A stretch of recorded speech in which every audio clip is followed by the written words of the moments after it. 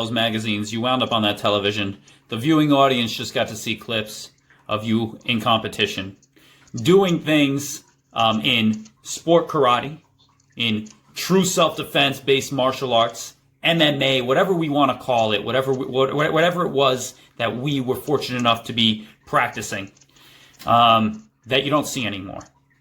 I'm going to show the audience some clips of what would have been had the world been in a different place right now and we weren't subject to everything that's going on. Unfortunately, we had the 2020 Olympics about to happen, and they were going to be in Japan, and they were going to have, I see the head shaking already, here it comes, first time ever Olympic karate by the WKF, which I like to refer to as WTF. What is that? Well, the WTF is the World Taekwondo Federation, so that's the predecessor to the WKF, and this is going back to 1988. But in my mind, WTF is that what the, because I can't even. I say the umbrella to it because that's a perfect acronym for it, initials for what the, it is so sad because you always had two forms of karate, so to speak.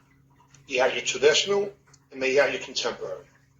And that's always going to be the case, even in boxing. You got the traditionalists, and then you got the contemporary. Same. I've learned same with even every martial art, all of them. Fencing as well breaks down to the same way. There's a classical school. I'm going to have one of the top grandmasters in the world on for an interview coming up as well. His name's Ramon Martinez, and he'll be doing that. And it is a different school completely than what they see in the Olympics. The Olympics to them is a joke. It's a game. Well, what happens with the IOC? See, people don't realize. If you think about it, what's the Olympics? The Olympics is a show. It's a show. They need to have people come. They need sponsors to pay for it. They need viewership. So what happens is that if you do not have, so for argument's sake, is an international, multifaceted sporting event. And you have to be able to hold your own business-wise in order for your event to sustain that position. And there's nothing more political. If you ever seen any form of cheating in anything, that's nothing compared to what they will do to you in the Olympics. Roy Jones Jr. in the same 1988 Olympics had the biggest, incredible ripoff in the history of boxing possibly, but it doesn't matter because the South Korean actually got his Olympic gold medal. So when people talk sports and politics and how they don't want to mix them two, then don't ever get involved in the Olympics. What are you talking about? They're the ones that dictate. There's three forms of martial arts that have striking that have been recognized by the IOC. But the original martial art recognized by the IOC is judo. And people don't mention or even think about judo as being martial arts that much because, for some reason, right, they're not hitting each other. However, the first one is what was called WUKO, the World United Karate Organizations, which was traditional karate do petitioned by the Japanese back in the early 70s. Okay. Then you had the WTF, the World Taekwondo Federation, which was Taekwondo, which made it into a different sport. No hands, pretty much, it just kicks, and even that looks nothing like it did even back in 1988. Okay. Now there's one more group that's considered kickboxers. And kickboxers is the equivalent to the contemporary sport karate guys, as we call it ourselves sport karate. Right. But the word entitled sport karate really goes to the WKF fighters. They're doing sport/point karate because that's who the Japanese, what they petitioned. So we're considered kickboxers. And the organization for kickboxing is WAKO, the World All-Star Karate Organization, as established in Germany really by an American. That's a whole other story. Now, they have gloves on, and they have boots on their feet. That's also a headgear, and their techniques allow uppercuts and crosses and hooks. So everyone's kickboxing, or they're doing light contact kickboxing or semi-contact kickboxing, what we would call point karate or continuous contact. So that sport, to me, is the sport that should have been fighting. And then I saw what happened. IOC actually recognized them, and they took an extended glove on the front hand, so almost like you're fencing with the glove. And they allow you to hit to the person, to the body, or going backwards. So in other words, defensively, how to use this glove to protect yourself. So I look at the WKF, I look at the WTF, and I look at WACO. Or it should be probably called WACO, because it's pretty whack. Right? And it breaks my heart because people really think that that's martial arts.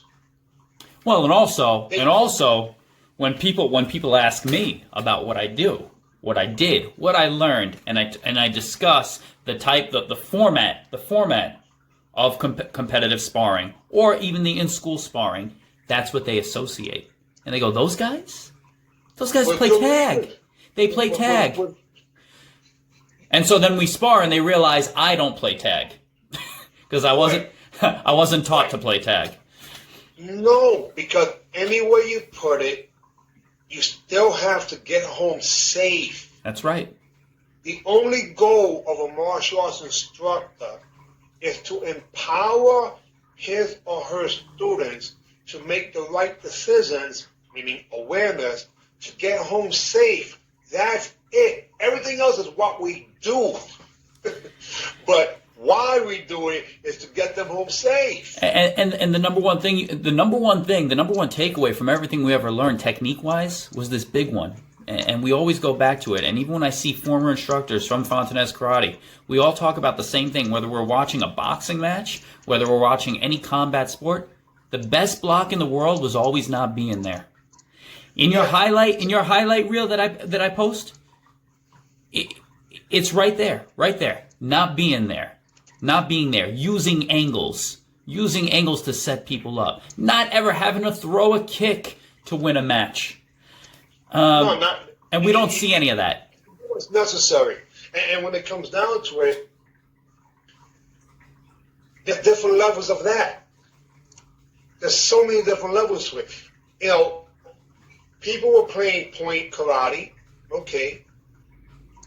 If you would see what was happening in my mind, you would say, this guy here is an Hannibal Lecter. You know, what's wrong with this dude? In my mind, that back fist was the finger jab. The finger jab became a palm heel to knee the person to the groin. Stomp him on his throat on the way out to get home safe. I hit the person. There's a person in front of me, but if you notice quite often, I hit them in the entire circumference of their cranium. Because I want to be the person who's in front of you, the person over here, the person behind you, the person over there. And it takes footwork to do that. And